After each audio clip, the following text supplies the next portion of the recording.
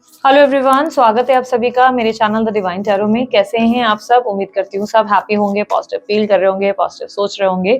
सो आज की जो रीडिंग करने जा रही हूँ, इसका टॉपिक है आपके पार्टनर के सच्चे इरादे आपके लिए क्या हैं। बेसिकली आप जिस भी इंसान के बारे में सोच रहे हैं वो इस इंसान एग्जैक्टली आपसे चाहते क्या है, उनकी नीयत में क्या है एग्जैक्टली। ये उनकी नीयत के बारे में है कि एग्जैक्टली उनका माइंडसेट क्या है आपको लेकर, इससे वो आइडिया लग जाता है।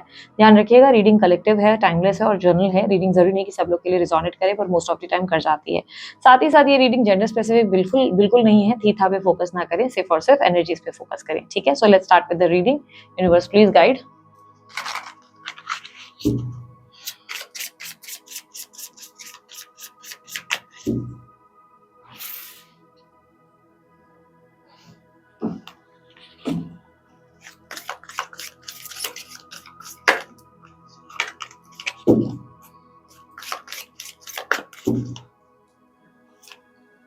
Marriage, opposing, fragile, holding on, patience,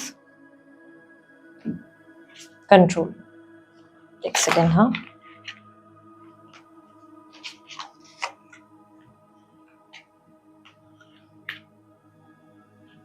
आप जिस इंसान से डील कर रहे हो वो वृषभ राशि के, धनु राशि के, मिथुन राशि के, सिंह राशि के, लिब्रा राशि के, कुंभ राशि के और मकर राशि के हो सकते हैं। ये साइन ज्यादा स्ट्रांगली दिखी है। Number 12, number 16, number 4, number 15, number 5, number 26 ज्यादा रिफ्लेक्ट हुए हैं, तो हो सकता है ये इनके बर्थ नंबर्स में शामिल है। मुझे ग्रीन कलर की कैंडल बहुत ज्यादा रिफ्लेक्ट हो रही है, तो हो सकता है आपने जला रखी है। अगर ग्रीन कलर की कैंडल या ग्रीन कलर के, शायद हो सकता है कि किसी तरीके का ग्रीन कलर का रिफ्लेक्शन मुझे बार बार रिफ्लेक्ट हो रहा है, तो ये आपकी रीडिंग हो सकती है। बहुत स्ट्रांगली चांसेस है। ओके, यहाँ पर मैं स्प्रेड कर रही थी।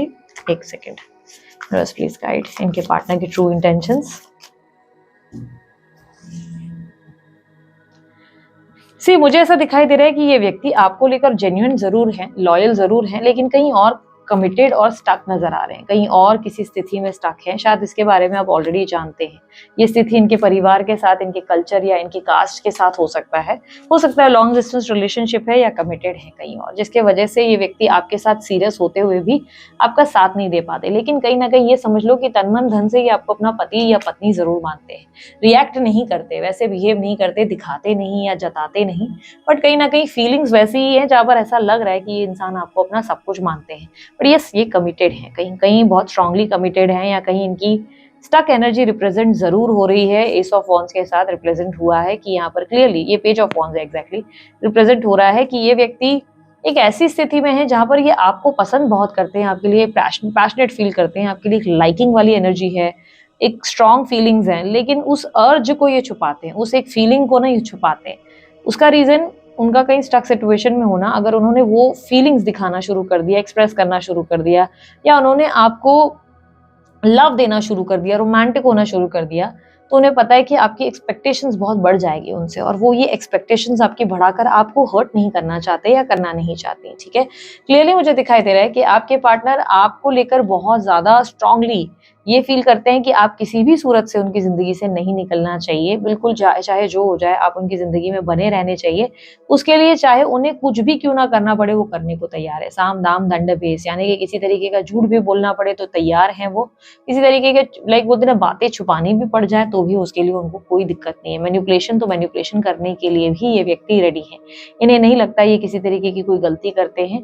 इनके तरफ से मुझे माइंड गेम्स दिखाई दे रहे हैं। यस, ये व्यक्ति बहुत ज्यादा माइंड गेम्स खेलते हैं आपके साथ, लेकिन ये सिर्फ और सिर्फ इसलिए क्योंकि ये आपको किसी भी रीजन से खोना नहीं चाहते, और उसके लिए इन्हें जो सही लगता है ये वो चीजें करते हैं।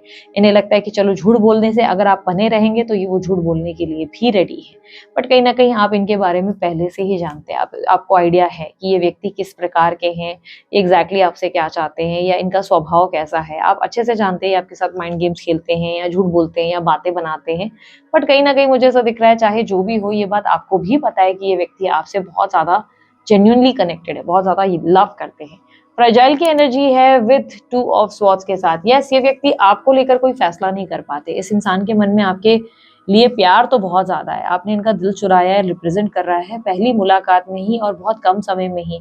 ये व्यक्ति आपको लेकर बहुत ज्यादा सीरियस और इमोशनल हो चुके थे या हो चुकी थी, बट आपको लेकर इनके लिए निर्णय कर पाना, फैसला कर पाना बहुत डिफिकल्ट है। ये आपको लेकर कभी कोई फैसला नहीं कर पाते, डिसाइड नहीं कर पाते। रीजन, कहीं ना कहीं किसी तरीके की बंदिश है इनके आसपास, स्टक एनर्जी जरूर रिफ्लेक्ट हो रही है, जैसे सोसाइटी इमेज या बहुत प्रैक्टिकल अप्रोच या माता पिता ने जैसे कंट्रोल में रखा हो, ऐसी स्थिति ज्यादा बन रही है, जिससे हमेशा इन्होंने ऐसी लाइफ जी है जिसमें ये अपने लिए इतना कोई स्टैंड लेना इनके लिए पॉसिबल नहीं है। इनके लिए अपना लाइक जो अपनी इच्छा है उस हिसाब से ये कुछ भी नहीं कर सकते। ये बहुत प्रैक्टिकल अप्रोच वाले पर्सन है, ये बहुत प्रैक्टिकली चलने की आदी है। इनको ऐसा लगता है कि कोई भी डिसीजन एकदम बिना सोचे समझे लेना बेवकूफ़ी है। ये हर डिसीजन को ना बहुत एनालाइज करते हैं, सोच के अकेले अकेले बैठ के सोचते हैं और उसके बाद डिसीजन लेते हैं और सोचते हैं कि नहीं।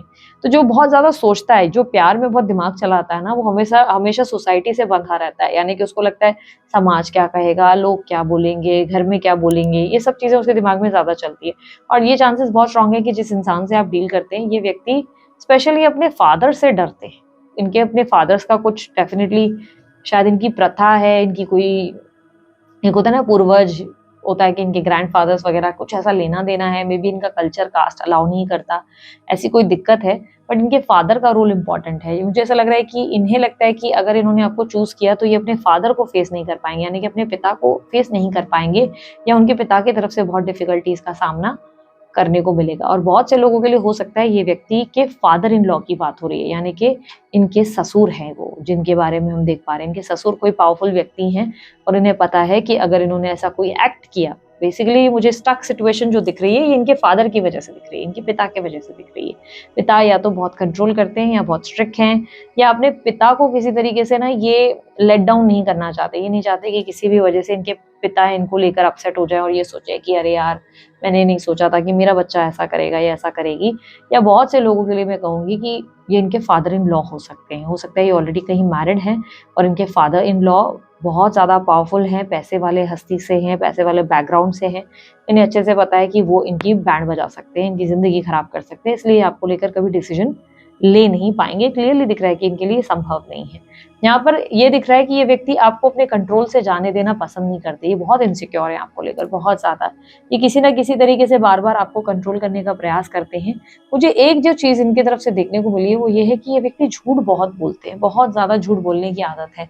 आपके अलावा किसी से बात भी करेंगे, आपको शक भी होगा, तब भी एग्री नहीं करेंगे। बहुत ज़्यादा ऐसी आदत है। थोड़ा सा स्वभाव मन चला है आपके पार्टनर का, बट सीरियस आपको लेकर बहुत ज़्यादा है, सीरियसनेस है। चाहे इनकी ज़िंदगी में कोई और व्यक्ति है, पर आपको लेकर ये बहुत ज़्यादा सीरियस है और आपको काफ़ी कंट्रोल में रखना पसंद करते हैं। इन्हें चाहिए कि आप मतलब इनके अलावा दूसरों को ज़्यादा एंटरटेन ना करें।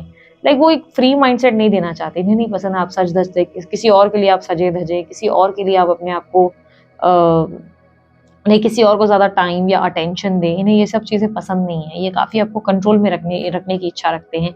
ये भले आपसे बात करें ना करें, पर दूर रहकर भी ये आप पे नज़र बनाकर बैठे रहते हैं। इनका ध्यान रहता है कि आप क्या कर रहे हैं, क्या नहीं कर रहे हैं, कौन सी एक्टिविटी हो रही है। जेलसी है, इनसिक्योरिटी है।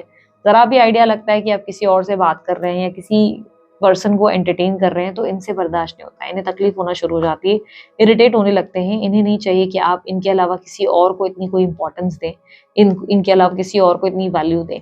ये व्यक्ति कहीं ना कहीं ऐसा दिखाई दे रहा है कि एक सही समय का इंतजार कर रहे हैं। इन्हें आपके बिना बहुत अकेला लगता है। ये अपनी लाइफ में बहुत अकेलापन महसूस करते हैं।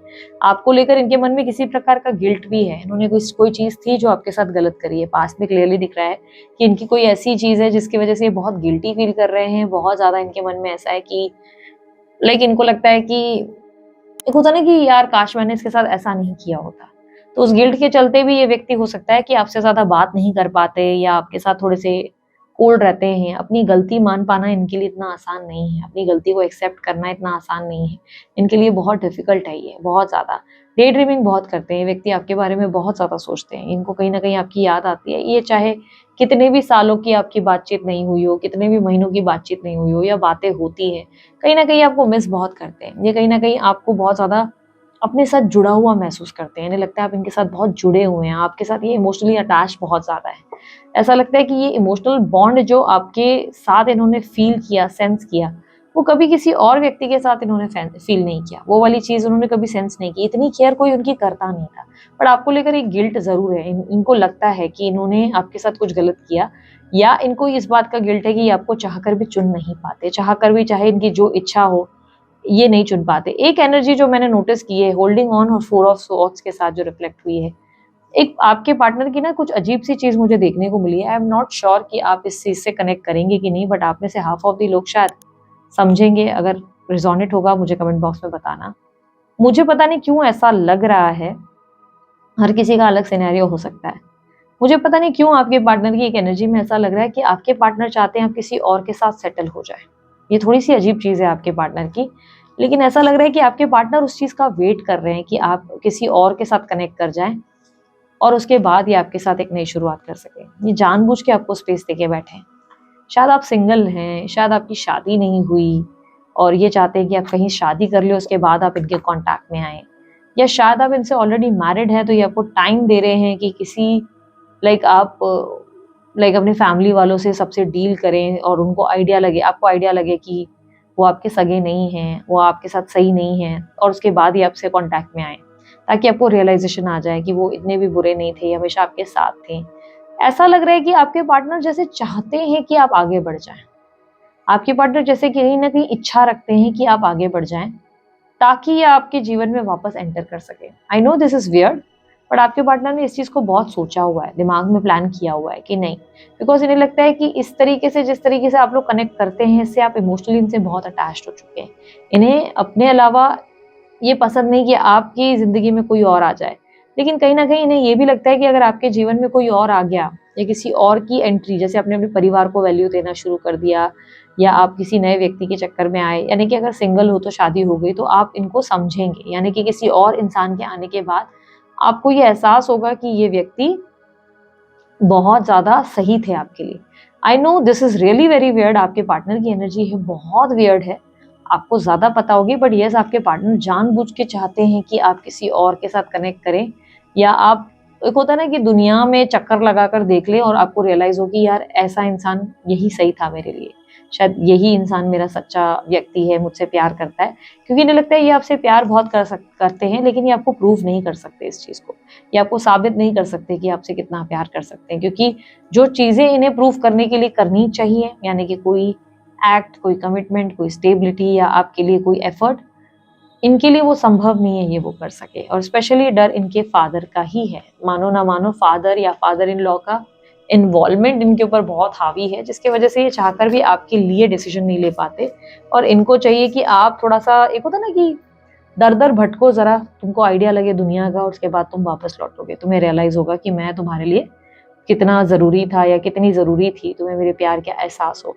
तो ऐसा लग रहा है जैसे जानबूझ के आपके पार्टनर ने आपको वक्त दे रखा है कि भाई टेक योर टाइम, जस्ट लोगों से मिलो, फूल अराउंड, लोगों से बातचीत करो, फिर तुम्हें रियलाइज होगा कि मैं क्या हूँ। But on the other hand guilt भी है, आपको जो आप डिजर्व करते हो वो आपको नहीं दे पाने का गिल्ट भी आपके पार्टनर के अंदर है, कि यार ये डिजर्व करता है कमिटमेंट, इसको मनी मन मैंने अपना पति या पत्नी मान लिया है, बट स्टिल मैं इसको कुछ दे नहीं सकता। तो इस बात का इनको दुख बहुत है। यूनिवर्स एडवाइस दे मेरे व्यूअर्स को क्या है।